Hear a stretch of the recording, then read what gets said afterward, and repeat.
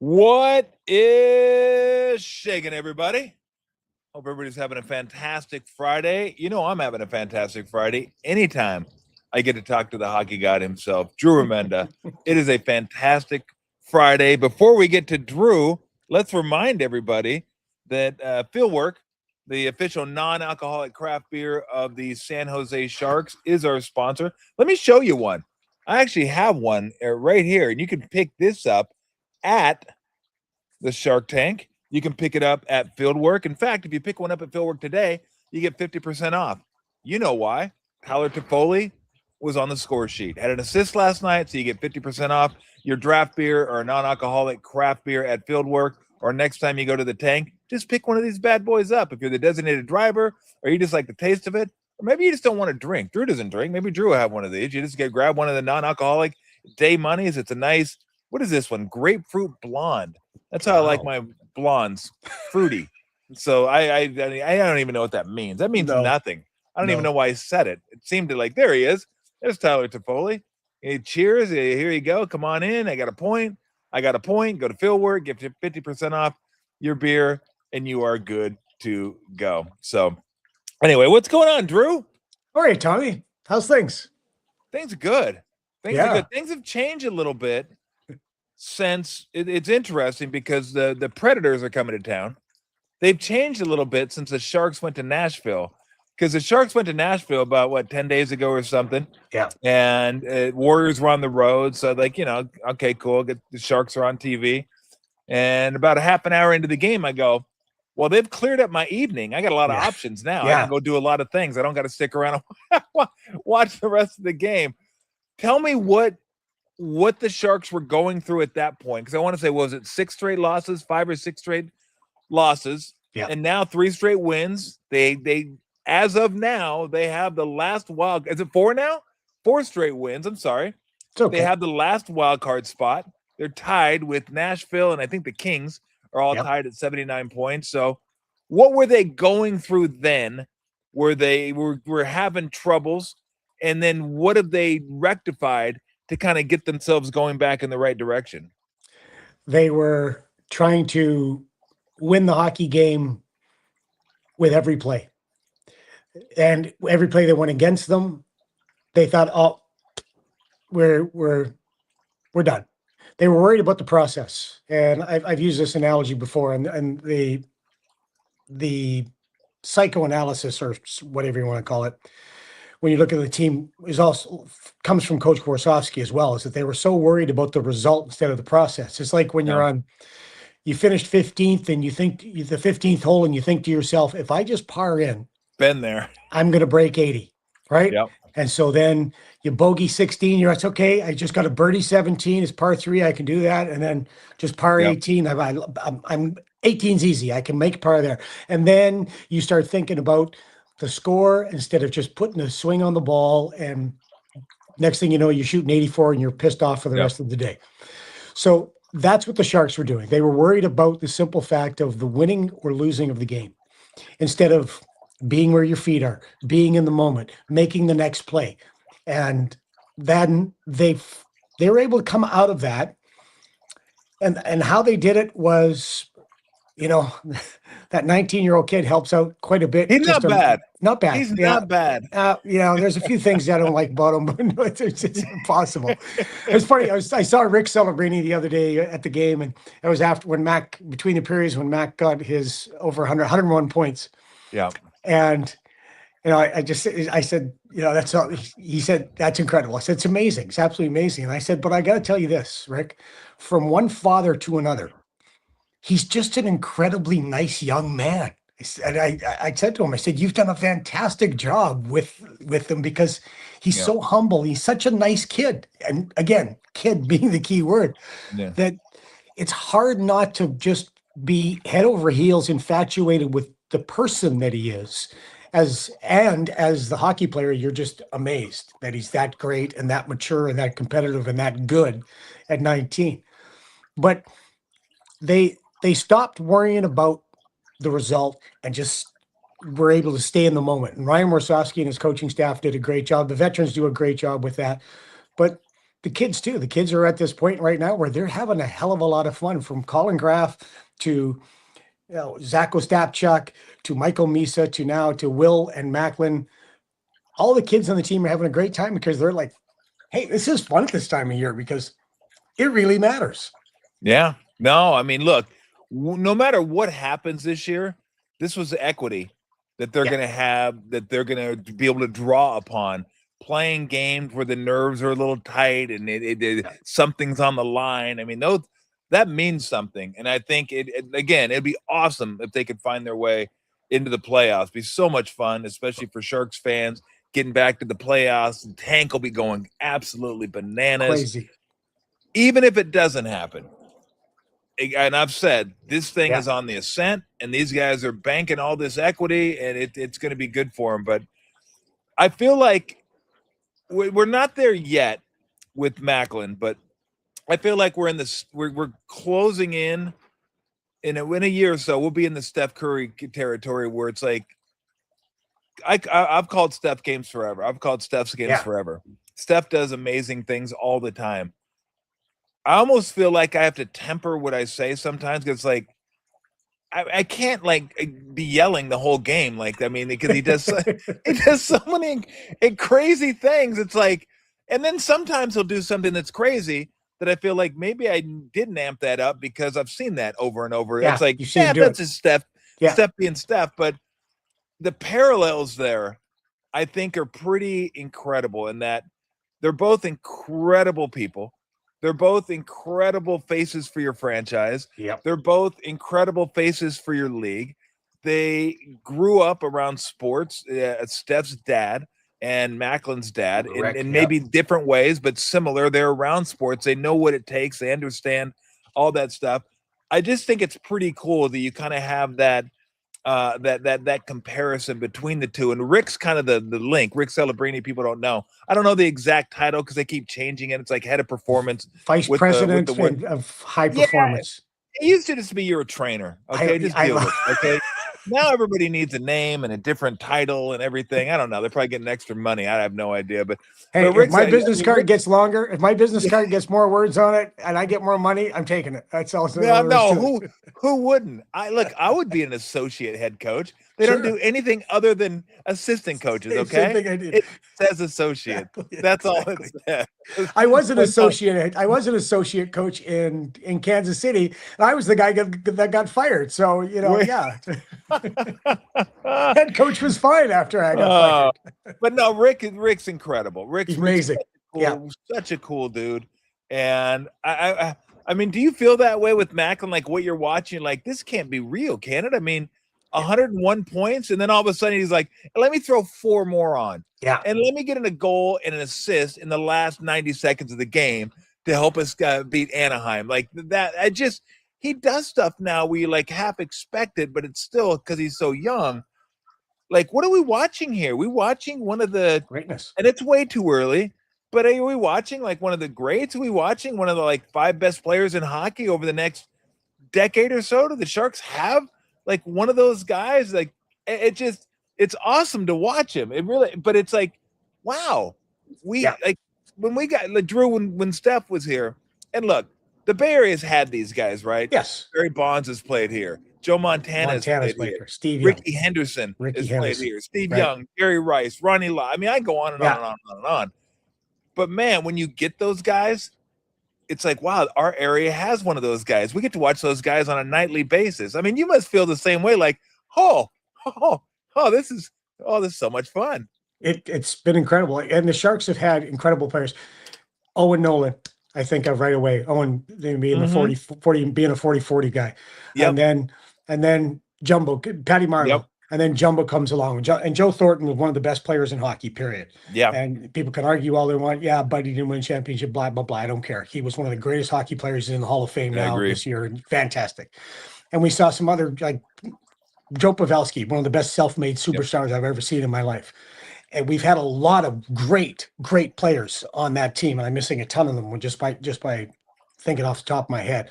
But we haven't had anybody that at this age is able to consistently, game after game after game, take a franchise or a team on his back and carry them like he did against the Anaheim Ducks. Probably I think his greatest game Yeah.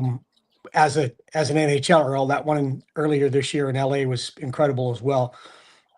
But what we're seeing is, and Randy Hahn said it, honestly, Tommy, he said it months ago, that he believes, and I think he's right, that we're seeing the start of the next great Bay Area sports icon. And Yeah. the guys that you mentioned. And with Macklin, hockey's such a funny sport because it's so chaotic and it's so fast. And unlike a few other sports, you can't just get by with one guy, and if Yeah. your team's gonna be successful, that one guy can be successful, but your team, sometimes or most times won't be if you don't have the surrounding cast. So that's what Yeah. Mike is trying to build up, and that's why Will Smith is so important to that relationship. That's why Tyler Toffoli is so important to that relationship. Ryan Reeves so important to that relationship. There's so many other people, and Macklin will be the first guy to tell you to not ask him about this, like what he's doing specifically. Yeah. He's such a nice young man about it. He won't get direct with you, but after talking to him now before these 2 seasons, that it's not about him. It's about the guys. I once asked him at the end of a game when he was first star again. We do that interview, and I asked him about himself, and he immediately deflects it. And then I kind of smiled and I said, "It's always about the guys, isn't it?" And he goes, "It's always about the guys." And I've told you this before. He's done so Yeah. many things behind the scenes for his team, with his team, that we're not. This is not going out in public. This is not what we do. This is not what we're about. So he understands the importance of teammates and teamwork and what it's all about. And I think that's, the guys that you mentioned, they did too. They're great Yeah. individuals, they're great athletes, but he knows that he can't do it by himself. And I think that is the true sign of somebody who's 100% in tune with how you become a great player, but also you help your team win. And hopefully this is the start of a Stanley Cup. Yeah. Well, you go look at Gretzky and Lemieux. Yeah. Go look at their teammates. Yeah. They're all, they're Hall of Famers. Oh, it's incredible. It's absolutely incredible. And go look at Joe Montana's teammates. Go look at Steph Curry's teammates. It's not always. And that's the thing. At 19, he understands that. At 19, I'd be like, I'm the fucking man. Are you kidding me? Let's talk about me. Exactly. Yeah. Let's talk about me. Yeah. It'd be like the Toby Keith song.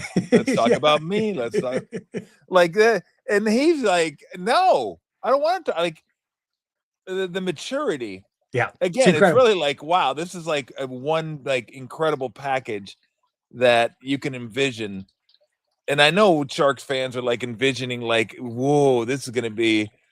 Yeah. I try to always enjoy the moment and everything, but it's hard when you get somebody like that and you don't. I mean, you wouldn't be human if you weren't thinking about like the future and like envisioning like, oh, what could happen here? But then, you start looking at like right.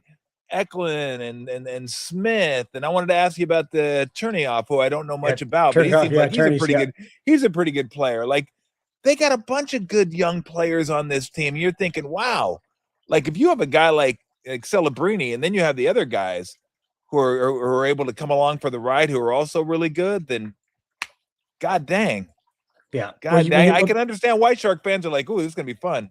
It's going to be great. The winning goal in Nashville. Hold on, Bruce. Somebody here says they wake up at 4 a.m. to watch the Sharks play in Italy. They appreciate you and Randy. I appreciate you guys too. I don't know if I appreciate you that much. I don't know if I'm waking up at 4 a.m. to watch you guys. Yeah, I would. Thank goodness I'm not waking up at 4 a.m. and being on TV, because this, even as bad as it is, it takes a lot of time to actually even look like I should be on. Well, I shouldn't be on TV. No, it doesn't. Well, thank you. Thank you for getting up at 4 a.m. Thank you for watching us. But honestly, Randy and I talked about it last night. At this stage of our careers, that we are so lucky and privileged to be able to call these games with these great young players, these good, really good, great, wonderful young players, but better young men. And this current mix of the San Jose Sharks, Tommy, has been so much fun. I love going into that room on after practice and being able to talk to the guys. I talk zero hockey with them. I talk about their families with them. I talk, Vinny Desharnais talk about all kinds of things.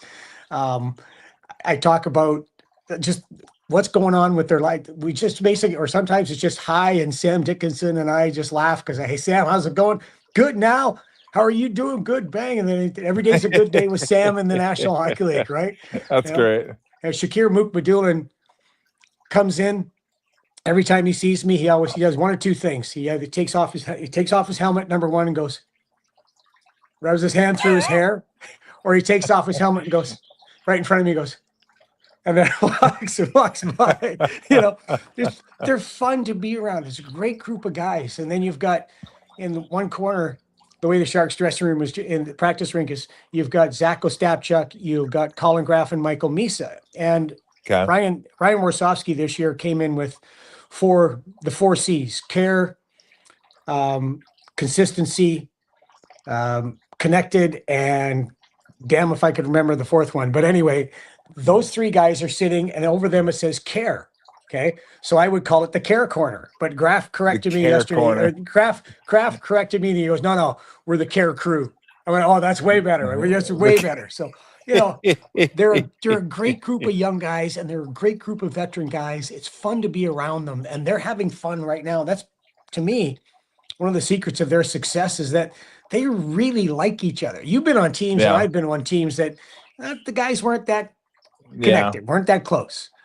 This group is really close, and Macklin's just one of the guys. Will's just one of the guys. Reaver and all those other guys. They're what to me the definition of a team should be.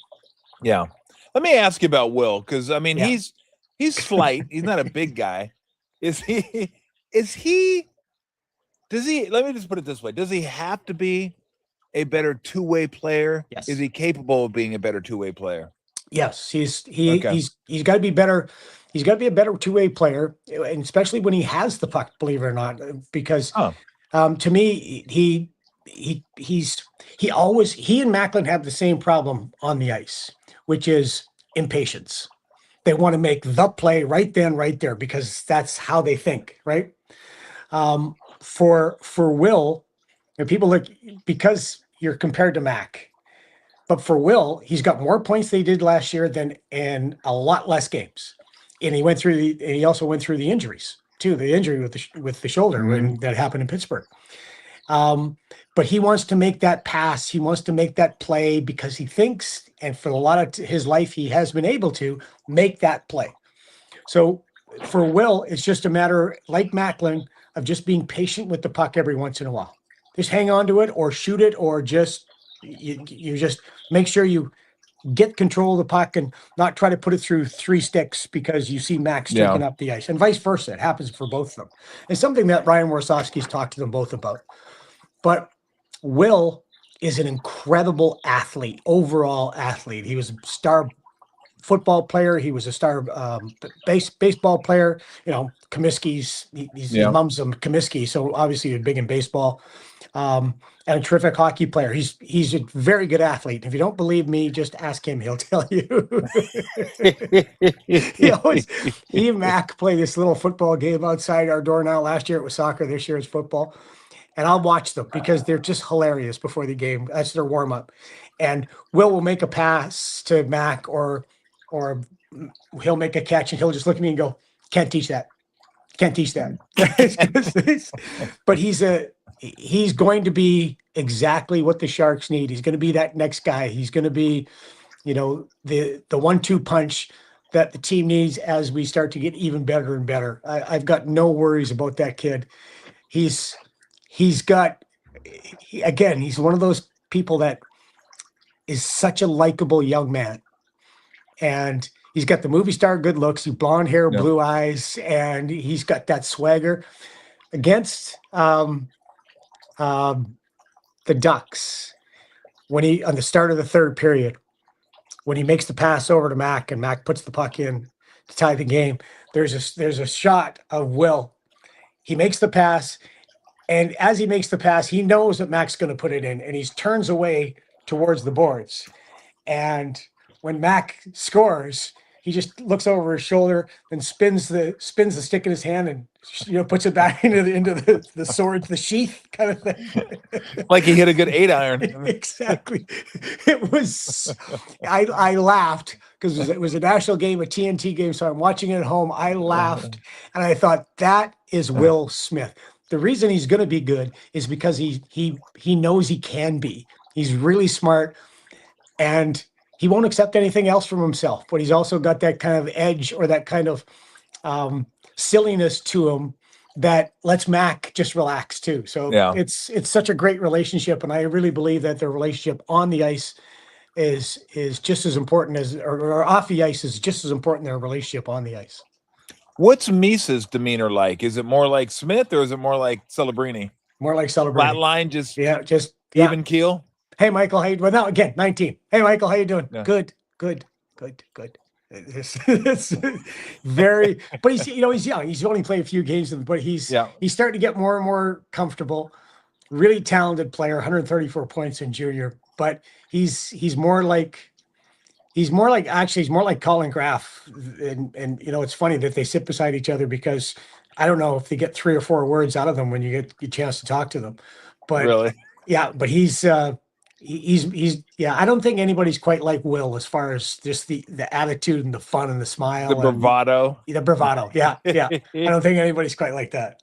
Well, I saw a stat last night. It's pretty cool. Colin Graff, 20 goals for an undrafted player. I mean, that's for the San Jose Sharks. Yep. You want to talk about a self-made player? I mean, a guy that just grinds. A couple of those guys were there when you were coaching. Yeah, well, I think Kelly Kissio and Todd Ellick. Obviously, they would say that coaching was a big part of their ability to get those 20-plus goals. Yeah, gigantic. Huge, obviously.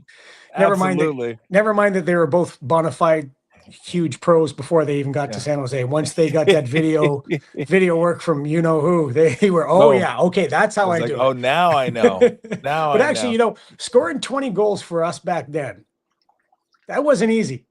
No, we weren't exactly. Kelly Kissio, especially Kelly, was the guy that he was one of our first. He was captain after Doug Wilson. He was one of our lead players. He was a veteran in the league, and he was one of those fantastic leaders on our team. And Todd Ellick came in our 3rd year when we made the playoffs, and he was early in that year. Todd Ellick was the man for us because Igor Larionov was hurt, and Todd was a big guy. Centerman, could really skate, shoot the puck, good scorer. He was a big part of that team that we were able to get to the playoffs and beat Detroit. Bo was a big part of our success. Yeah. No, I was just gonna say I more identify with Colin Graff than I do like a Celebrini or a Smith or something like that. Like a guy that just grinded, and I feel so happy for guys like that because they weren't given anything. And not that the other two that I just mentioned were, but they had stardom kind of written on them from an early age. And a guy that is undrafted, shoot, you could lose faith and think, well, maybe it just isn't for me. Not only is it for him, I like watching him play. Yeah, Let me ask you about, is it Chernoff? Is that how you pronounce? Chernyshov. Yeah. Chernyshov. Okay. Tell me a little bit about him because he's been up for what, maybe a month? Yeah, I think it's like 19 games now. 19, 20 games now. Yeah. And I know he's supposed to be pretty good. He's second-round draft pick. I like to get scouting reports on all these guys when they come up just so I kind of can watch them play. Give us a scouting report on him and what do you think? Because he seems like he's again another one of those good young Sharks. Yep, he played with Michael Misa in junior, and had a good junior career. Came to the Barracuda, and immediately, as you know, I do some of the Barracuda games as well. And immediately, what you saw with Igor was that he is able to hold on to pucks, use that body to get to the net, hold on and expand plays in the offensive zone. He gets behind the net and he increases the space that he has to work with. Is not shy to go to the net. is a player who's got a good shot, plays straight ahead. He's that guy that gets his nose over pucks and holds on to them. When he got called up to the Sharks, I got a hold of John McCarthy, who's done a great job with the Barracuda as a head coach, and he said there hasn't been a guy on the team that the coaching staff was more sure, and the CUDA coaching staff was more sure that he was going to get called up sooner rather than later, and that they were cheering for more than him. He's just again, another great kid, a guy who works his ass off, a guy who's really good in the offensive zone, and is only going to get better. This is a really good pick by Mike Greer and his staff. This is the big body, man. It's that big, strong body that is hard to knock off a puck. You can't have enough of those guys, and he's smart enough and skilled enough to play with Mac and Will. Man, I just started thinking, like 4 years from now, how many Olympians are the Sharks going to have? They might have a boatload. Yeah, they might have a ton. Yeah. I mean, wow, that's going to be fun to watch. So, all right, give us your thoughts. The last, what do we got? 7 games left? 8 games left. 8 games left. So we go Saturday against Nashville, Monday against Chicago, Edmonton, Anaheim back to back. Vancouver's the last game of the year, and then we go on a 3-gamer in Nashville, Chicago, and Winnipeg, and it might come down to that last game in Winnipeg. Yeah, I mean, so 79. I'm just saying, yeah. So you have a game in hand. Yeah, Sharks have a game in hand over the Mammoth, Predators, Kings. Yeah, and the Jets. And that after that, it kind of falls off. Kraken are 75 wins. I'm not going to say they're out of it, but yeah, they would have to jump a whole bunch of teams. So you got the game in hand, which is nice. It just as long as you win it. Yeah, that's a good point. Well, you can't lose anything. Yeah, right. Yeah, it's a good point. Yeah, it's a free roll at it. So no, I mean, it would be. I'm trying to think. So they would be the second wild card. Yeah. Right now, they would face? It's huge. It's Colorado. Colorado. That's right. It's Colorado. Yeah, play Colorado. So I mean, again, it's like, who cares? It's like free roll playoffs. See if you can get there, and it's got to be fun for you. Like, because the last few years have been rough. It's almost like I told Tim Roy all the time. I go, God, in 2015, I go, no one deserves this more than you, because you sat through some god awful Warrior teams in the late 90s, early aughts. I mean, it was just like, what are we doing? Like, we got no chance here. Like 5 games into the season, it's over. So it's fun though to be able to do this. So I'm happy for you, happy for Randy. I mean, you guys did have a good 20-year run of pretty good Sharks hockey. Yeah, I've told people, Drew, that in 2015, that was probably the most fun I've had in May and June, because you guys were in the playoffs and we were the Warriors were in the playoffs, and it just worked out that every other night was a Sharks game, Warriors game, Sharks game, Warrior game, all the way to the finals. Now, obviously, it would have worked out better if you guys would have beaten Pittsburgh. Then it would have been a twofer. But as far as like viewing enjoyment, I've had this discussion with people. What sports month, give or take a couple weeks, is your favorite? Is it October, kind of bleeding into November a little bit, where you get baseball playoffs, World Series, all that? You get college football, pro football, hockey started, basketball is just starting. So there's like everything going on. Or do you like the May, June, April kind of window-ish, where you get a few golf master, you get a few majors, you get high NHL playoffs, and you get the NBA playoffs, and you get baseball starting as well? Most people choose the fall because they like football. Yeah. I like May, June because I love the Stanley Cup playoffs and I love the NBA playoffs. Yeah. And every night there are games on. There's just like all kinds of games on. Yeah. So that's my favorite. If you had a favorite, would you say that too? Yeah, I would say that. And the next one would be April, just when they get to the playoffs, that first round. I used to work in the golf industry as I worked in pro shops and golf courses for most of my life. I've gotten away from watching golf because I've quit. I haven't played golf in 20 years. Easy. 20 years? 20 years. 2015. Why'd you quit? I'll tell you the story. Why? Okay. I didn't, I could always hit the ball. Like I said, 13 years old till the time I was 29, I worked at a golf course and worked in the pro shop and all that stuff. Um, and then Dave King, I owe my career to, he gets me into, because I was coaching in the winters, and Dave King in Canada gets me into work for Hockey Canada, working for him. And then I kept playing golf, but not a lot. Went with my brothers one day when we went to see my mom out in Vancouver, and both my brothers play golf almost every day, and they're both very good players. And we're on the range warming up, and my brother Doug says to me, my oldest brother, said, "I don't understand a guy who hits the ball as well as you do and hits it as far as you do with that swing doesn't play golf anymore." Because by that time I was just playing here and there. Yeah. And I said, "I don't know. I just don't, like it's hard to be playing golf when you're away from your family all year and then say to your wife, 'Hey, honey, I'm going out to play golf.'" Yeah. But anyway, so I said, "I don't know." So we get out, I drill it on the first hole over at Vancouver Club. I hit it down the right side like I usually do. And then I got about 90 yards in and I fly it over the green. And my brother Doug walks by and goes, "Oh yeah, now I remember." No toolbox for the game. So, but I keep up with the Masters because of their freaking texts going back and forth about these guys. But anyway, for me, it's April, or it's May and June, but right after that is April, because the first round of the playoffs in the NHL is so awesome. It isn't it? I mean, it's Yeah. just game after game after game after game, and it's the same with basketball. It's like the only intensity problem is it's hard Yeah. to choose what I'm gonna watch, because there's like 8 games on a night. There's usually 4 hockey, if not 3 hockey, and then 3 or 4 basketball. I'm like, okay, Yeah. let me try to figure. And the thing about the NBA is usually your 8-1s, 2-7s are kind of like, I don't feel like I need to watch those.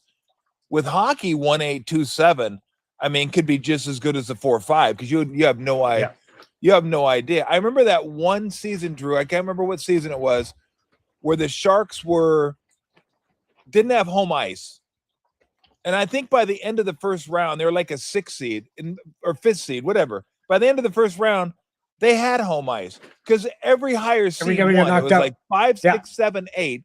I want to say that was the year they lost to Edmonton, and Rafi Torres was on that team, and they might have been that was 8th seed. Yeah. We were just funny. We were talking about that series the other day and how that series changed by that Rafi Torres hit on Milan Mihalik. Yep. But we were up 2-0 in that series. Mihalik gets nailed by Torres. Nobody does anything to him. Nobody goes after Rafi. And then I want to say that game was the one that went into triple overtime, and we lost. Sean Horikoff scored, and that's why I hate Sean Horikoff to this day. He scored for Edmonton. Apparently, he's a very nice guy. Actually, I've told him to his face I hate him because of that goal. And he said he actually was really cool. He said, "Yeah, I don't blame you." And then we lost that series. And that was Ronnie Wilson that was the series. That was the series there that we lost that. But yeah, we talked about that. And it's funny too with Rafi Torres. When Jumbo had his night, I don't know if I told you, like we had the jersey retirement. The night before that, they had the alumni game at Tech CU. Everybody comes out, and Joe invites all the guys he wants to come play. Yeah. Rafi is one of those guys that he brings. And the guys all suggested in the room that Rafi start the game in the penalty box. Now, that would have been funny. That would have been funny. Yeah. But most of them bitched, they came by because we were on the bench, and they'd all came by and go, "How long is for warm up?" They just came back with, "How long is this freaking warm up? Can we just get this thing going? It's not like the old days. Let's go." Dudes are running out of gas out exactly. there. I'm like, please. It's funny. I don't know. I think the sport's probably better for it, I think. But you just don't have a lot of Rafi Torreses in the league. No, not anymore. It's just it's a different sport. He was fun because he was fun to either embrace as your guy or hate him. Just absolutely hate him. And that Ryan Reeves. That gives you that gives the game more spice. Yeah. Like we have Those those guys. guys. We talked about this. I don't know if me and you did specifically, but in the Bay Area, like who are the guys in the Bay Area over the last 20, 25 years that if they played for anybody else, you would hate them? And the obvious, easy answer is Draymond Green. Draymond Green. Like everybody here would hate Draymond if he played for somebody else. They would hate him because he talks, he wins. He's I don't want to say dirty, but he's physical. Like he's on the edge. You would hate him. But he's the Warriors. It's like, oh, we love this guy. This guy's oh, he's ours, baby. He's ours. Can you think of anybody else that like for the Sharks that like Reaver? If he played who? Ryan Reeves. Ryan Reeves played Reeves for Vegas, played St. Louis, played for all these other teams. And you hated him when he was there. Well, no. So we have a media day, okay, and where we to start the season off, and we're there because we got to get our photos, then do those promo shots and everything else. And I had talked to Ryan a couple of times, so I just went over to say hi to him and reintroduce myself. And Randy comes over, and Randy goes, "Hi, Ryan. Randy Hahn, play-by-play announcer. Been with the Sharks for a long time.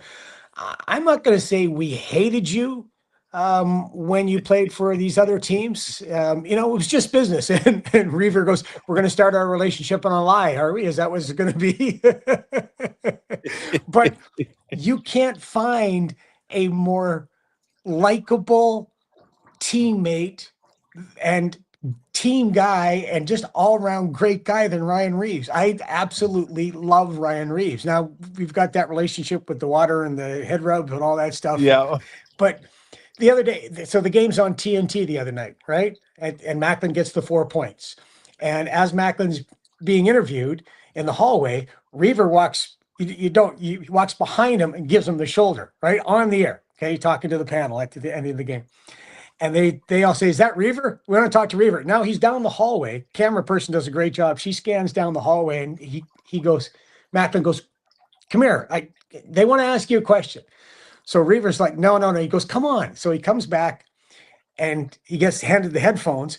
Reaver looks at the headphones, wipes them on Macklin because Macklin's been sweating, puts on the headset, and they ask him, he goes, "Reaver, what's he like? What's Macklin like?" And he goes, he's like a god on ice." And then Macklin starts to laugh. Like he's the one guy that get Mac laughing like crazy.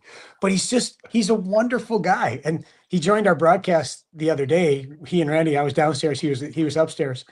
And he's doing a fantastic job. Sharks score a power play goal. And I say, "Reaver, you want to take this?" And he nails it. He's been in the league for almost 1,000 games. Yeah. And then Randy said something to the effect of, "You're really good at this. You could do this for a career." And he goes, "Yeah, I could do this." And I was downstairs and I went, "Hey, I can hear both of you right now. You know that, right?" And then he throws in the, "Oh, you're doing a good job too," kind of stuff. He's a terrific individual, man. So he'd be one of those guys. I can't believe, like, you watch him with Toronto, but especially when we was in Vegas. And when we was in Vegas, you were like, "Oh, this guy, man." Yeah. But he'd be definitely one of those guys. Owen Nolan, when he was playing for Colorado, Quebec, you didn't like him. You couldn't say pretty much. Gary Suter. Gary Suter's was a sweetheart. Yeah, but Suits was.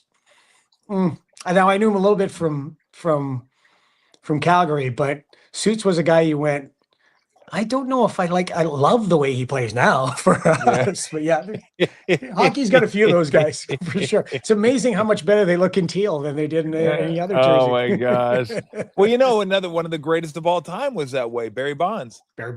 You put Barry Bonds on any other team, people here in the Bay Area would boo the hell out of him. They would hate him, but he's our guy. It's interesting the way sports works that way. You just have blinders on when they're your, "Hey, that's my guy." Yeah. And I don't know. What are you talking about? What are you talking about? He's a great guy. Love that guy. What are you talking about? He was on something? Get at it. What are you talking about?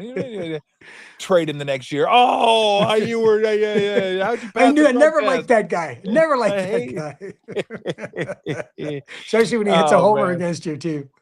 Oh, God. Drew, it's always fun. I always have a lot of laughs. The T-shirt, by the way, is outstanding.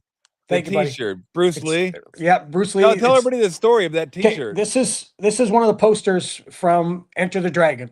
Okay, and it's the worldwide release date It was actually the Hong Kong release date was July 26, 1973.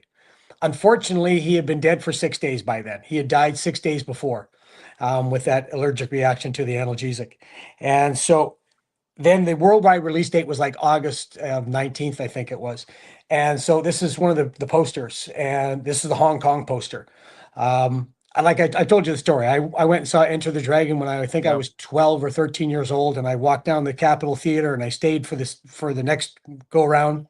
Um, got back home, begged my parents, can I please? I'm going to quit hockey. I'll quit everything. I'll use my paper route money. I want to take karate. I'm going to quit everything. I want to be like Bruce Lee.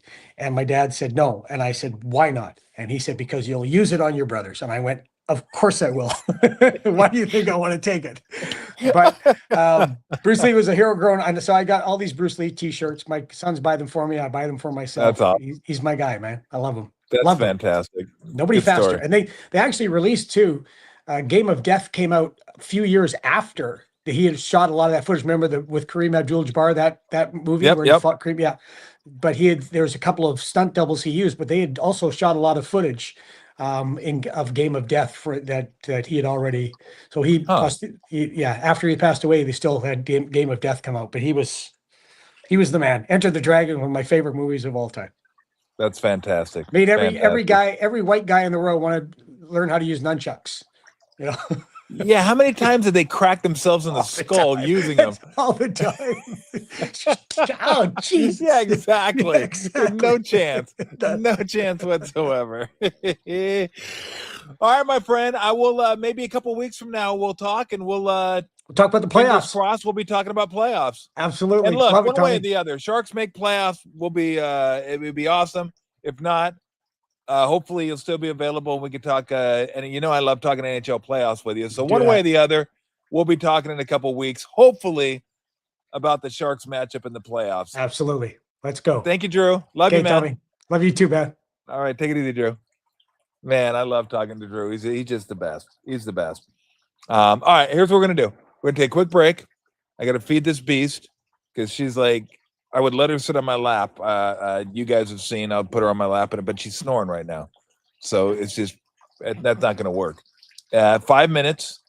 We're gonna have Dr. Bob on. We'll just get his thoughts, quick 10-minute hit with Dr. Bob, get his thoughts on the Final Four games. If you want to get down on those, I don't know if he has any plays on them, but maybe he'll have a lean. Maybe he won't. I'm not sure. But we'll get his thoughts on Illinois and UConn and Arizona and Michigan. And then after that, we'll have like a little weekly recap, some of the things that jumped out to me this past week. So we'll have all that coming up. But right now, where are you, Homer?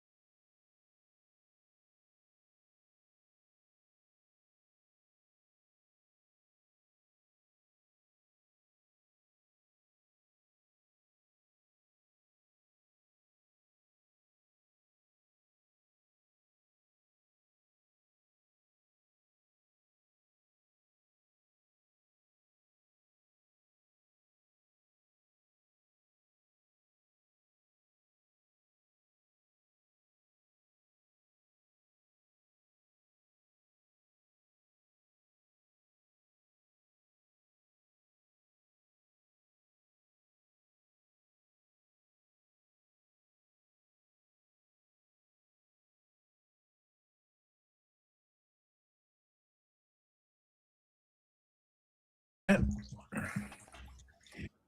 like that, we're back.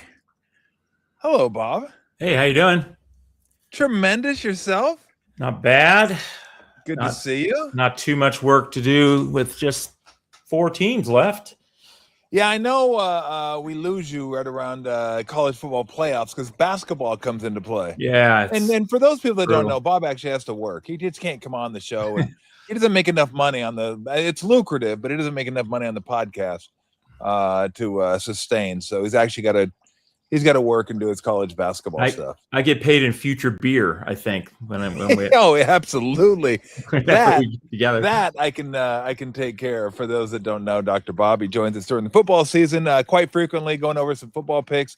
I thought it'd be kind of fun to go over the Final Four and get his thoughts on the final UConn, Illinois, then Arizona and Michigan. Who out of these teams, Bob, has made the biggest jump from the beginning of the season ratings to where they are now? I had Connecticut pretty high at the beginning. I had a futures bet on them to win the Big East, and they were cruising along, and all of a sudden they lose to St. They didn't lose. It wasn't the loss to St. John's. They lost to some bad team right before they played St. John's. I was like, oh, so my futures, of course, futures bet went out the window. But I had UConn pretty high, so they're kind of playing back to where I thought they'd be. Michigan and Arizona were expected to be great. I think Illinois was expected to be good. Maybe they're playing a little better than expected. But all these teams were expected to be in the mix, so nothing too surprising. I know you follow college basketball closer than I do, much closer. But is size back in vogue now? Has it been back in vogue? Because these 4 teams, UConn's not overly big. I mean, Duke was bigger than UConn. UConn just has the kid in the middle who is really, really good, and they've been playing fantastic in the tournament. But Illinois, big team. Arizona, big team. Michigan, big team. Have you noticed that trend at all, or is this kind of a one-year thing? Even in the Big Ten was so strong. Purdue's big. I mean, they got a lot of. Yeah, I haven't really thought about it too much, but as this tournament was going on, I did notice, rim protection is part of what makes teams good tournament teams. Yeah. There aren't as many fast break opportunities. There aren't as many free throw attempts in the NCAA tournament. There are certain things, statistical factors that you can isolate that some teams are better than expected in the tournament due to their statistical profile. And a lot of it has to do with rim protection and those things I mentioned. And as I'm going through these teams, I'm like, oh, yeah, a lot of these good teams are good rim protectors. They've got good height. They offensive rebound. They, keep teams from, offensive rebounds is another is an indicator for success in the tournament. But all these teams are good defensive rebounding teams. So that is all height related. So I didn't notice it really until I started really prepping for the NCAA tournament. Like, oh, a lot of these top teams have really, really good front courts, really big guys. So, maybe that's coming back in vogue. Yeah. All right, let's start with the first game of the day, Illinois and UConn. And what do you make of this one? Well, I think the line's fair. It's oscillating between Illinois by 2 and Illinois by 1.5. And I think the line is fair. I get Illinois by 1.7 if you're just looking at straight metrics. However, the offense that Dan Hurley runs is extremely intricate. It's hard for non-conference opponents that aren't familiar with it to game plan for the Huskies. Conference opponents that face UConn once, twice, sometimes 3 times a season have had better success against them due to the familiarity with the system.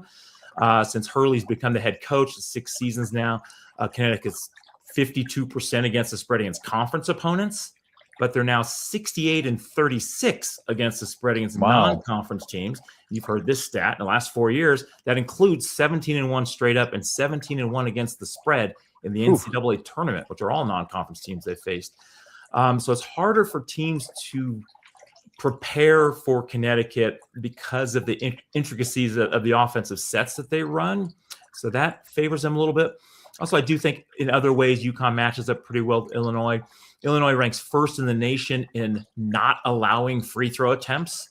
But the Huskies don't depend on free throws. So it doesn't really affect them. The Huskies are 333rd in the nation in the percentage of the points that come from the line. So the fact that Illinois doesn't allow a lot of free throws doesn't really affect Connecticut. They don't depend on free throws to score points. On the other side of the ball, Illinois, 50% of their shots are three-pointers, three-point attempts. Connecticut doesn't allow that many three-pointers, and they've held opponents to just 30.7% success on the long-range shots. They played earlier back in late November, and the Huskies held Illinois to 6 3-point makes in a 13-point win in Madison Square Garden. So that came to fruition. The fact that UConn does not allow a lot of open threes, and they don't allow a high percentage when teams do take threes, I think it helps them here, and it certainly helped them in that 74-61 win back in November. Connecticut's biggest issue, when they lose, they turn the ball over. And St. John's was a team they had trouble with this year. They played just three teams all season, 7 games among the 3 teams. It was Seton Hall a couple times, Marquette a couple times, and 3 times against St. John's. Three teams that rank in the top 50 in the nation in defensive turnover rate. And they relatively struggled against those teams, just 4-3 straight up against the teams that kind of pressured you. But if Connecticut's not getting pressured, they don't turn the ball over much. Illinois ranks last in the nation, 365 out of 365 in defensive turnover rate, 100 possessions. So Connecticut has faced 4 NCAA tournament quality teams that rank in the bottom 150 in the nation forcing turnovers. They won all 4 of those games. One was against Florida, a number 1 seed. They beat number 3 seeded Michigan State. They beat number 4 seeded Kansas, and they beat number 11 seed Texas. So and Duke does not force a lot of turnovers. And the only reason they stayed in that game, they only turned it over 5 times against Duke, and it kept them in that game, even though they could not make a shot from outside the arc. They're just so tough to beat when they're not turning it over. And the fact that they started that game 1 for 18 from 3-point range and still found a way to win. They were only 5 for 23 from 3-point range and still beat Duke, because they just don't turn the ball over. They don't make those silly mistakes unless the team is really pressuring them, which Illinois doesn't do. So Connecticut have a horrible 3-point shooting night and still beat a quality team just by not turning it over and playing good defense, which is something they do. Now, Illinois, I already mentioned, they take a lot of shots from 3-point range, and they're a great offensive team, arguably the best offensive team in the nation. They're among the top 3 for sure. But they've struggled relatively against other good offensive teams, against top 50 teams in compensated offensive efficiency. So this is offensive points per possession adjusted for the offenses you faced. Against the top 50 offensive teams in the country, Illinois is 9-8 straight up. They're 19-0 against everybody else, and 13-6 against the spread against the teams not in the top 50 in offense. So while they're a great offensive teams, they generally don't match up that well against other teams in the top 50 in compensated offensive efficiency, which UConn is among the top. They're 27th. So I think that is an issue. And some people point to, Illinois has revenge, and revenge doesn't matter. In fact, I looked it up to see what it was. Revenge in Final Four games, teams with revenge are just 5-16 against the spread since 1991 in the Final Four. So there's just not a reason to be thinking Illinois has any kind of motive here. I just think the matchup favors UConn. The fact that they run that intricate offense, and non-conference teams have trouble with it, and they've shown that to be the case, especially in the NCAA tournament. I would certainly rather have Connecticut plus the 1.5 or 2 points. So that's the way I lean there. Got it. All right, let's go with the late game, the one that I may have a vested interest. Yeah, you got to be excited. Wow. Yeah, it's interesting because Michigan's the one team that I thought, that's going to be tough. That's going to be tough for Arizona, because it's strength on strength, but Michigan shoots threes, and Michigan, if they get going from 3-point land, and Arizona's defense is really good, so I'm hoping that mitigates some of it. But Arizona, it's not that they can't shoot threes, they just don't shoot threes. Michigan does, and if Michigan gets going, I'm not sure they're going to be able to make up that difference. But size on size, I'm wondering if foul trouble may come into play with the physicality of the game. We'll see. But how do you see this one? Because I think Arizona, again, this is a coin flip game for me. It's just this is the one team, Bob, that I thought, wow, they could mitigate some of Arizona's strength, that they just impose their will on other teams. I don't know they're going to be able to impose their will on Michigan. Yeah, you know, it's funny. I just the other night, you know, they're playing a lot of like ESPN's playing a lot of those 30 for 30s with college basketball. And Survive and Advance was on the other night. I love that. I love saw that some of documentary. that. Yeah, about Love NC it. State. And when this matchup came, I'm like, this reminds you of Louisville versus Houston, the semifinal Yep. game that everyone thinks is the national championship game. You better watch out because Exactly. they're going to wear each other out. And the big letdown coming into Illinois or Connecticut. I mean, I think Arizona's got a decent chance to get by them, but you better be careful about the final if that's the case. Now, in this game, similar to the first game, my ratings are this time of year is hard to find the line value. My ratings favor Michigan by 1.4 points. So same thing. The line is pretty fair. Sorry, and that's adjusted for current rotations. Both these teams are playing their more impactful players more minutes in these games, which has helped both teams, obviously. The matchup I found, I kind of dug into it. I think it does favor Arizona a bit. Michigan has the number 1 rated overall defense. Arizona, obviously, second. And they have the number 4 rated. Arizona's the number 4 rated offensive team in the nation. Even though they're known for their defense, they're still a great offensive team. Michigan, Arizona, I mean, is 11-1 against the spread against top 25 defensive rated teams. And they've 5-0 against top 6 defenses. Of the top 25 defenses, they're 11-1, like I mentioned. The only loss to a top 25 defense was by 4 points to Kansas, but they also beat Kansas by 23 points. Yeah. They've done really well against very good defensive teams. Now, on the other side of the ball, despite the elite defense, the Wolverines are just 4-3 straight up against teams that rank in the top 10 in offensive rating. That's all 3 of their losses. That's losses to Purdue, Duke, and Wisconsin. Michigan, top 5 rated team in compensated offensive efficiency. Arizona, great defense, 4-0 straight up, 4-0 against the spread against the other top 10 rated offensive teams that they faced. They beat Florida, Alabama, Arkansas, and Purdue by an average of 16 points. So they throttled these other top offensive teams that they faced. I think Michigan's a little more diverse offensively than some of those teams are. But the fact that Arizona's elite defense has done really well against top offensive teams, and Arizona's offense, they've done pretty well against really elite defensive teams. I think that's sort of, kind of points in favor of Arizona. The fact that the Wolves surprised me, actually, that Michigan was just 4-3 straight up against top 10 offensive teams. That kind of surprised me a little bit. Yeah. Now, Michigan's strength offensively is the 2-point shooting, 61% 2-point shooting, number 2 in the nation. Arizona's the number 2 rated 2-point defense in the nation. And the Wildcats are 11-0 straight up against top 60 rated 2-point shooting teams. So great 2-point defense, great 2-point shooting offensive teams have not bothered the Wildcats. Mm-hmm. Each team has played 1 game against a team that's in the top 5 in offense and defensive rating. Arizona won that game. The only game that Michigan faced against a team like that was Duke, and they lost that game. That's a sample of 1. But the other, kind of matchup kind of stuff I just mentioned, it all sort of leans toward Arizona having proven themselves against elite offenses and elite defenses, whereas Michigan slipped up a little bit in those top matchups. So I think the matchup favors Arizona a little bit based on that. I'm not betting the game, but you have some hope, I think. Thank you. Is there any future value in betting like a plus 175 to win the national championship, or I don't even know what UConn. I don't know. I haven't looked at it, but like I said, it could be a letdown after this game for whoever wins this game. I was thinking the same, and I thought the exact game you thought. For for those of you that don't remember any futures bets at all, I'd probably be on UConn. I don't know what the odds are, but I'd probably take UConn on any futures bets. That was the Doctors of Dunk, Louisville, and Phi Slama Jama.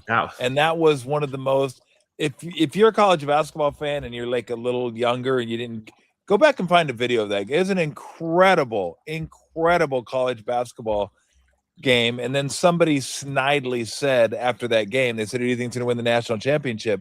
North Carolina, Houston. He goes, oh, whoever has the most dunks. Ha ha. Houston's going to have the most dunks. Actually, it was 1-0. NC State, last play of the game. On the putback on the long alley oop. As exactly. Who was that? Derek Wittenberg. Likes to say, that was a pass. What a great pass. Exactly right too. I mean, that was, and then Jim Valvano running around trying to find someone to hug, and he couldn't. That's such Such a great documentary. I love that one. The Isn't other it? basketball one I like is Requiem of the Big East. That's my favorite. I love that one. That is the best. I Unbelievable. love that one. Yeah. In fact, you get a kick. We had PJ Carlesimo on a few months ago, maybe even a year. I'm not sure. Huh? Did you play for him? I did not play for PJ. No, he was a coach of the Warriors when Spree was here. Yeah. Remember, he was the coach that got choked out. Yeah. Yep. So I've known PJ a long time. He was coaching at Seton Hall when I was a rookie, and I don't think he was in the NBA while I played, but I'm not positive. But he told stories of like Big East. They'd go down to Florida for their Big East coaches meetings. Some of the stories he would tell about Thompson and Raleigh Massimino and Louis Carnesecca and the legendary coaches they had in that league. I mean, Rick Pitino. People don't remember what Big Monday was. Yeah, it's I'm telling you, unbelievable. Big Monday was NBA. Yeah, the number of Hall of Fame coaches that were in that league at the same time is unbelievable. Oh, it's awesome. Yeah. And I'd like, if you come home on a Monday, like come home from school, and it's Dwayne Pearl Washington versus Patrick Ewing, you're like, oh, baby, here we go. Carrier Dome, let's do it. Now, I don't get that feeling about any college basketball. There's like nothing. It's like, it's okay, but it's not Big Monday. I guess things change. Hey, Tom, my computer battery's down to 5%, so I've got. All right, well, let's let you go then. I do appreciate. Well, thank you so much, and let's do it again during the off season. Get some of your college football ratings and stuff like that. Yeah, we'll hook up in late August. Okay, yeah, transfer portal stuff like that. Bob, have a great summer. It's always a pleasure. We're not even close to summer, and I'm saying it. But have a great and thank you very much for joining us. I appreciate it. All right, buddy. Thanks, man. Thanks, Bob. Appreciate it, man. Bye. I want to thank Dr. Bob for joining us. I said have a great, and I blanked. I wasn't even sure what to say. I said summer. We got like 2 months away from summer. Maybe we don't. I guess 2.5 months. We're still a ways away from summer. We got I blanked during tax season. I hate tax season so much. It's like, oh God, taxes again. All right, let's do a little recap. And this isn't so much like recap like what happened in the world of sports this week. It's just kind of what grabbed my attention. Although one thing I didn't put in there, and we don't have any video for it, but congratulations to Daniel Susak for his 3-hit performance. He got his first major league hit, and then said, "But that was so fun. I'll just get 2 more." The Susak family was going bananas last night too. So that never gets old. That never gets old, and that's something that football can't provide, basketball can't provide, hockey can't do it. Baseball is the one that can do it. You know when you're going to play your first game.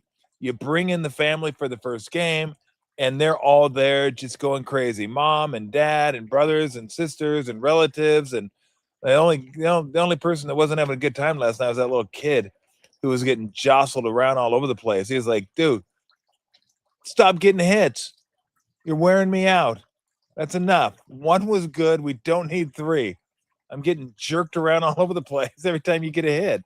That was pretty cool. And the Giants get a win, and everything's kind of settling down now a little bit after getting swept at home against the Yankees, 2 out of 3 in San Diego, and then come home and take 1 against the Mets, and the offense picking up a little bit, and Matt Chapman telling Casey Schmidt, catch fucking ball. That was cool. I can't believe everybody made a big deal of that.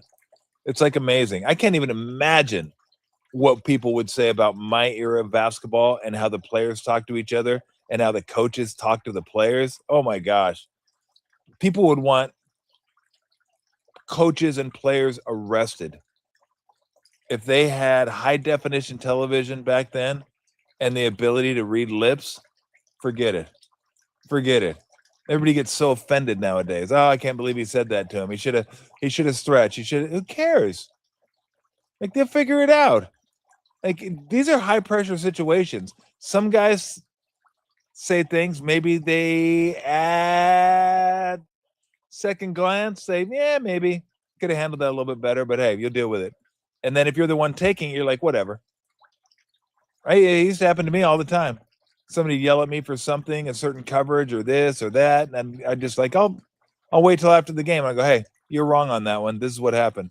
Most of the time they'd go, I know, I messed up, but You don't have time to sit there and debate like during the game, especially basketball. Maybe baseball you do, but yeah, that to me wasn't like whatever. Catch the fucking ball. Ooh, gee whiz. I hope Casey's okay. I hope he doesn't go home and hurt himself. I hope he's mentally strong. Please, everybody. They're professional athletes, okay? All right. So what I wanted to show you was bad week for CB Buckner. We showed you some of this earlier this week, but it got worse. It actually got worse after this. I was like, it got worse? Yeah, it got worse. But let's show you this. This is like Cincinnati, Eugenio Suarez up to bat, and he's going to challenge 2 straight pitches, and he's going to win both pitches. I don't know if we're going to have the sound on this like we did last time. That was pretty funny. The crowd totally got into this. Like they're like, oh, this is the best thing ever, which is kind of a new element to the ABS.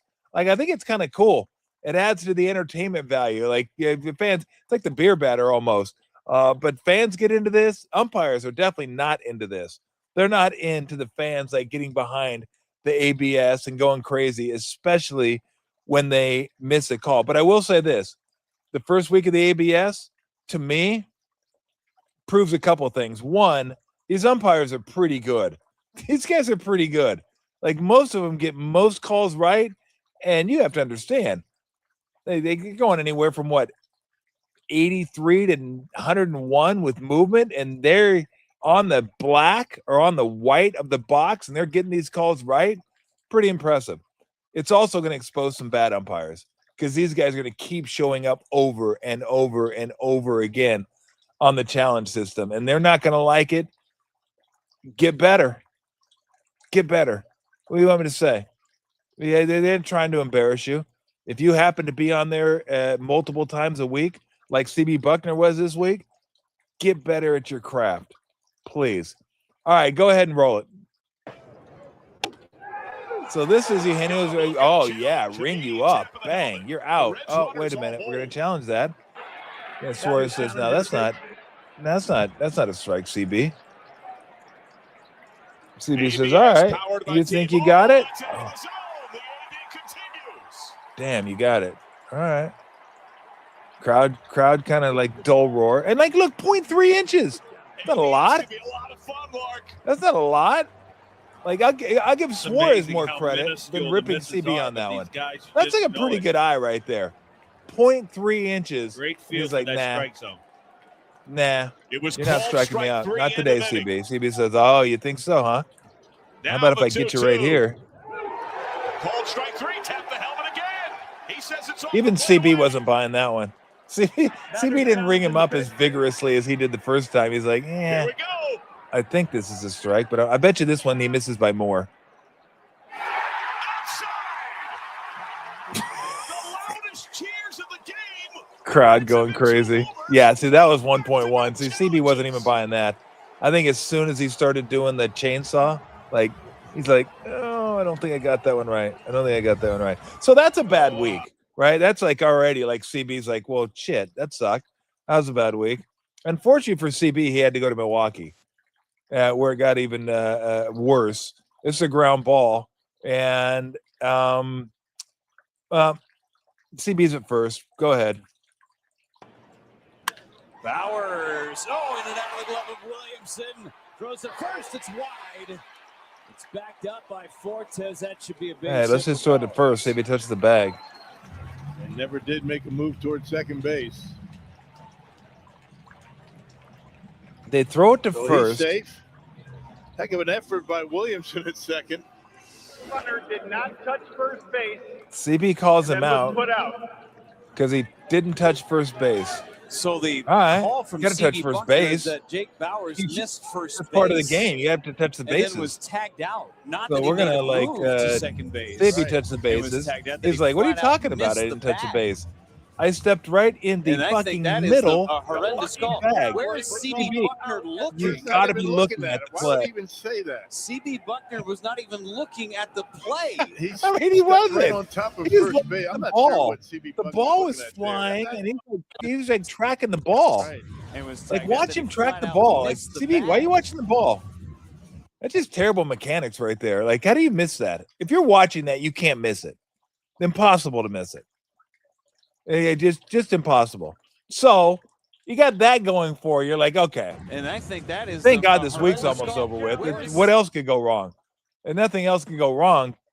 Can it? Like, I'm not going to miss another call. Well, you're not going to miss another call, but this is going to happen to you.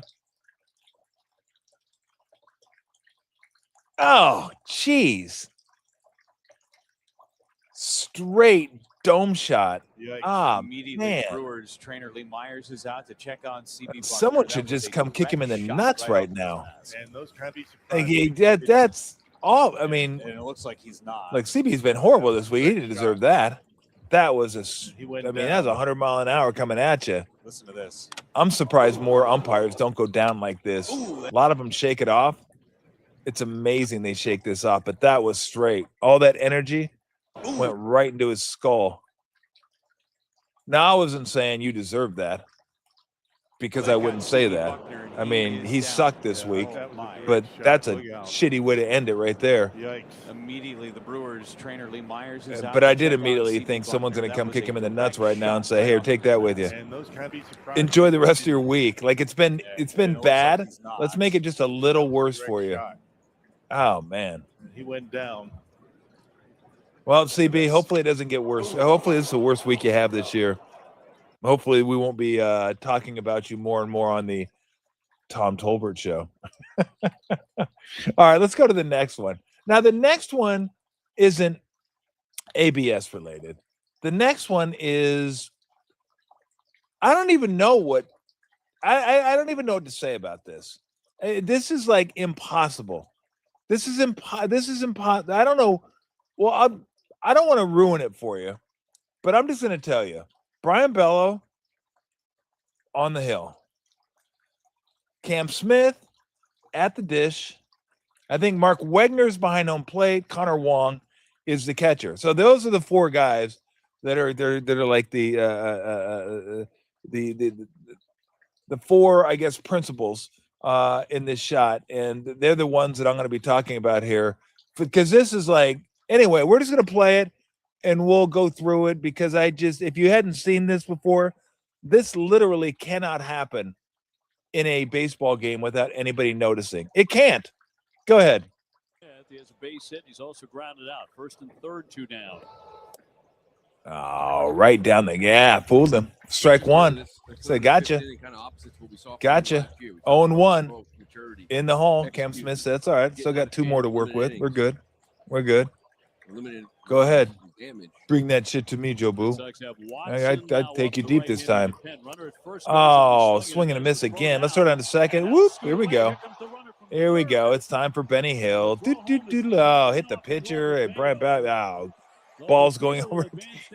It's like, what are we doing out here? It's early. See, it's early in the season. Okay, we're gonna have some mistakes. Already down. See, look at right there. 0-2. See it in the corner there. The score bug. 0-2. 0-2. Well, of course it's 0-2. He swung twice. Of course it's 0-2. Right there. Swing. That's a big swing too. The ball's there. Let's get it. Mayer says, "I'm going to throw it home." Bellows like, "I'm going to take let me try to catch it," and then miss it off my glove. And Wong's like, "Well, this sucks. And I got to go catch it. I got all this gear on. I got to run over here and get the ball." Red Sox are like, "Screw it. We're going to lose this game anyway." Oh, strike 3. You're out. Yeah, it's almost, I mean, Bello. Can we go back? Can we rewind that? Rewind that? Strike 3. You're out. Strike 3. It's time to leave. Strike 3. Out. You're out. It's 0-2. You're out. Go leave. Sent Loberfito to third. There's gonna be another one there. Yeah, it's almost, or not. You just, if you don't want to go, then don't go, and we'll just make it 1-2. We'll just throw a ball in there for the hell of it, because we don't know where that ball came from. But let's get sure. Why not? We'll just yeah. There you go. Damn. So anyway, we would give you the rest of the at bat, but it gets a little lengthy. But he does walk on 3 balls. It says 4. It was 4, but it wasn't 4. It was 3. How in the world? I don't even think I saw Smith flinch Wagner didn't know. Wong didn't know. Bello didn't know. Cora didn't say anything. The announcers had no clue what was going on. Like, in what world did someone come out there between the second and third strike with one of those Men in Black pen gizmos and just bzzz, everybody? Bzzz. How? Like, I get it. After the second strike, things got a little wonky. You throw it down to second, ball gets loose, things are a little crazy. But he swung at the pitch. Did everybody just forget about that? Like, Wong forgot about that? Bello, like, forgot about that? The umpire, Wagner, forgot about that? Like, everybody just forgot about it. Cora, like, that was one of the most bizarre things I've ever seen. Because it wasn't like anybody said, hey, wait a minute. Wait a minute. Can we check this? And by the way, they could have checked it. Wagner could have called, I think, New York, he said, and they could have fixed it. Now, much like the Eugenio Suarez and Buckner situation, they didn't score any more runs, so it wasn't a big deal. Houston didn't get any more, and they ended up winning 9-2 anyway. So nobody was hurt, but it's still embarrassing, kind of for everybody. Like, are we paying attention or are we not paying attention? Like, what are we doing? It made me think of this. I don't know if we got the video for this. There we go. So let me set this one up for you. This is 31-27 Missouri. Colorado driving at the end of the game. I believe this is the year Colorado shared the national championship. So this is a hugely important game. So they got the ball down to the 4-yard line. They just completed a pass to the tight end. He went down inbounds. So the clock is still running. They don't have any timeouts left. And it's 31-27 Missouri. So they got to kind of hurry up here and score. I think there's about 30 seconds left or not. But yeah, let's go ahead and this will be first. This is first. Remember, this is first down here for the Colorado Buffaloes. Go ahead. They're in a one-back offense. Okay. Well, spike it, stop the clock, regroup, get a play in down to the 4-yard line. Colorado, very good offense. Eric Bieniemy, Charles Johnson behind it. Yeah, they're going to score. They figure, hey, we're going to score. All right. And there's a play before where the tight end went down in bounds, so they had to clock it on first down. They're like, okay, we're good. We're good. You know, we got about 25 seconds left, so we're solid. We'll get a play in here and maybe give it to Bieniemy up the middle. Let him run it in for a touchdown. This is McCartney on the sidelines. What down is it? Is it first? I don't know. Let's just run it in right here. We won't have to worry about it. Bieniemy up the middle. Oh, stopped. How about that, Eric Bieniemy? Timeout. There are no timeouts. Coach Logan calling for it. Or like, hey, wait a minute. Now we got a. Or was there a timeout? Maybe they had one timeout. Okay. If you get stopped short, so now no timeouts remaining. So that was Spike. Run it up the middle. Okay. So now you got one timeout. You're like, okay, what do you want to do here? You want to run it, throw it? We don't have a timeout. Probably gonna have to maybe we'll throw it here. I don't know. What do you think? I don't know. Sure, it'd be nice if they give us 5 downs, wouldn't it? We're not going to get 5 downs, so let's go ahead and make sure we call a solid play here. Charles, you got that one? Yep, got it. Let's get back in there. See what's gonna. That's a bad turf too, by the way. Oof. Can't imagine playing on some of that bad turf back in the 90s. Let's see. I love these offenses back in the day too. Just so compact, full house backfield. 3 guys. Let's hand it off again. Oh, Bieniemy. Nope. That's third down. Third down. So we had a spike, and we've had 2 Bieniemy runs up the middle. That's 3. You get 1 more. By rule, you get 1 more. But the clock's running. What are we going to do? Do we have 2 plays? Do we have 2 plays? What's the next play? We got to have the next play, don't we? Okay, well, screw it. Let's just spike it. A game's over. No, it's not. Isn't it? What? I think the guy at the top of the screen, the Missouri guy, was like walking off the field a little bit. I think that probably confused everybody. Like, why would you spike it on 4th down? Maybe it wasn't 4th down. Now the problem was in the box it said 3 downs, like the marker. it said third down. So they screwed up. They never moved it after second down. So you look over there, the box right there, it's 3. So they're like, oh, we're good. But they weren't good because they just forgot to move it. Now, how the officials forgot to tell them to move it, again, is beyond me. I'm not sure if they're the ones doing the Red Sox Astro game. Pretty sure they're not. But same type deal. Like, how does everybody just miss? How does Missouri miss? I can't remember who was coaching Missouri back in 90, but like how do you like, is anybody counting? So fourth down is like, okay, spike, damn, we're getting a fifth down, that's sweet. All right, let's go ahead and just run it in now and see if we can get it in. Okay, touchdown. Boom, we win on 5 downs. And it looked like the guy at the top of the screen again was like, wait a minute, why did they get, that was a fifth down. Why, what are we doing? Or maybe they were just yelling at he didn't get in the end zone. I guarantee you that would have been replayed in today's game because it looked like he might have been down before he crossed the end zone. But anyway, they win. They win. By the way, we won't play this, but all 7 officials suspended for that game. Everybody, like you guys all suck. Like, what are we doing? How did everybody miss that? Like literally, everybody missed it.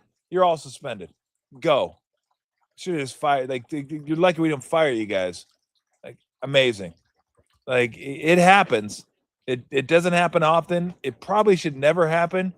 And again, I'd have to go back and look at I think Bill McCartney was the coach of the Buffaloes. I don't know who the coach of the Missouri Tigers was back then. I'm sure if somebody just put it up there, I'd get it. I'd know it. I'd remember it since I was a big college football fan. But like, isn't anybody thinking to themselves like, oh, whoa, wait a minute, that's not right. Are you like that wrapped up in the game? You're not counting plays. So anyway, and again, that did have huge implications because if I'm not mistaken, I believe that was the national championship year, the 91, where they shared the national championship. So anyway, all right, before we get out of here, I had to mention this. We don't have video of this, but I just wanted to mention it. I'm sure you guys have seen the video of it. Tiger Woods, after rolling over in his Land Rover, I think a Range Rover, I guess, whatever, rolled over, walked up this trail. It's kind of weird. So cops are down here. Tiger's like up, like not to be seen. Like he just walked up a trail and kind of left the site. And the officers like, hey, you got to come back down here. You got to be here. You can't just go wandering off and be up there. We need you down here. So Tiger complies and he starts walking down the trail and he gets close enough to the officer to hear him. And Tiger just says casually, I was just talking to the president. Excuse me? What? You just, like, who casually drops that one? Like, Tiger, you are the name that gets dropped. You're not supposed to be the name dropper. How many names can you, like, how many names would you, like, shake your head when Tiger told you? Because it's Tiger Woods. Tiger Woods right there. Like, you could say anybody, like, yeah, whatever. You're talking to him, so cool. You're Tiger Woods. President's a little different, but, and why was he calling the president after rolling over his vehicle? I might need that pardon. We talked about this before. I might need this. I'm not sure I'm going to prison. Probably not, but, you know, I know you got the Iran thing going on. Keep that in the back of your mind, possibly, if I call you. And that would be just, it would be just like Trump too. Got the Iran thing going on. Like, hey, what do you want to do? Do you want to, like, we got a general on the line. Hold on, I'm talking to Tiger. I got Tiger on there. Hello, Tiger. You totally see him like going, yeah, tell the general to wait. I'm talking to Tiger. Got Tiger on the line. But the immediate thought was, who says that? Like, why? What? I'm talking to the president. Are you trying to impress him? Was it matter of fact? Like you talk to him all the time, but if it would have been Bill, would you have told him? Yeah, I was just talking to Bill. Talking to Bill. Who, Bill? Neighbor. Talking to Bill. Looks like I'm going to be in prison today. Feed the animals, water the plants. I was going to water the plants today, and the dog needs to be fed. So thought I'd let him know I'll be home probably a little later tonight. No, talking to the president. Roll over the car. Probably thinking to yourself, oh crap, this is not good. Second time I've done this one. Let me call Trump. What's up? Yeah. Fucking Tiger, you rolled over your car again? Yeah. Fuck. Who did that? Unbelievable. Yeah. Fuck. President. That's talking to the president. Okay. All right, Tiger. That was one of the funniest things. And one of the most, like, what? Things like, why? Why'd you say that? Why'd you decide to throw that one in there? I don't know. So Tiger's gone. Tiger's getting the help he needs. Everybody seems to be happy for him. All the talking heads on TV seem to be happy for him. Look, I'm just worried about Tiger, the man, the guy I've known for 30 years, the father. I just want to see him get help. I mean, we'd all like to see him get help so he doesn't fucking kill somebody. I mean, geez, the way he's going, he's going to clip somebody at some point. It's twice. Do any of you know anybody that's rolled over a vehicle? I don't.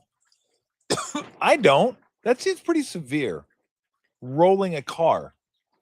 I don't know anybody. I don't think I know anybody that knows anybody that's rolled their car. Tiger's done it twice. Twice he's rolled his car. That's abnormal. So there you go. Drop that one. I'm going to drop that one.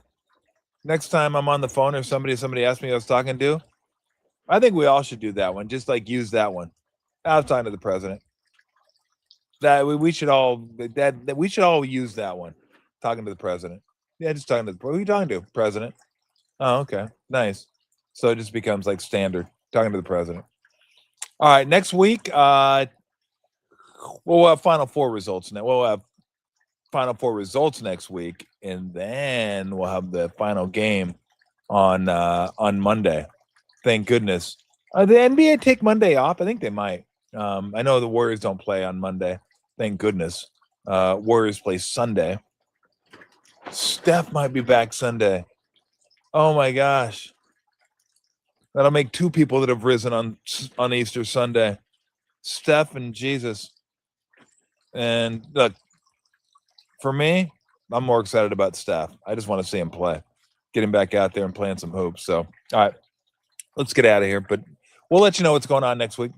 Not sure exactly what the show, but we'll have some good guests for you next week. That I can guarantee you. Again, if you happen to be out and about, go get yourself some day money, Fieldwork non-alcoholic grapefruit blonde. Pretty good. I like this. 50% off thanks to Tyler Toffoli. And if you ever catch Patrick Bailey getting an RBI, you get 50% off as well. You can get Strike Thief. They have Strike Thief. That's Patrick Bailey's lager, and then I think the Toffoli time's a Pilsner. Get one at the Shark Tank, and then you can get one at Oracle, where they have the Fieldwork concession stand. I want to say it's out in center field, so grab yourself a Fieldwork while you're there. I wonder if you can get. It's a good question. If you happen to be going to the Giants game tonight, I wonder if you can get 50% off your beer there. I don't know. I'm not going to say yes to that. I know you can do it at all Fieldwork locations, but I guess that is a Fieldwork location. So I don't know. Don't pin me down on that one. It didn't hurt to ask, though, does it? It doesn't hurt to ask. If you happen to be at a Giants game tonight, you may get 50% off a Strike Thief or a Fieldwork beverage or a non-alcoholic beer. Just tell them Tyler Toffoli had an assist last night. They're probably going to look at you like, what? Who are you? Just tell them I sent you. Go look. Tom Tolbert told me to come up here and tell you Tyler Toffoli had an assist, 50% off, bitch. Don't say that though. That's probably not gonna help you out. All right, everybody have a great weekend. Great weather. That's amazing out. Enjoy the games. this weekend. If you're going to the Giants game tonight, it should be awesome. Tomorrow's going to be even better. The weather is going to be awesome tomorrow. So enjoy the games, enjoy the weekend, and thank you very much for joining. And I always appreciate it. And we'll see you again next week. See ya. And remember this, Tommy T, cashing tickets is what it's all about.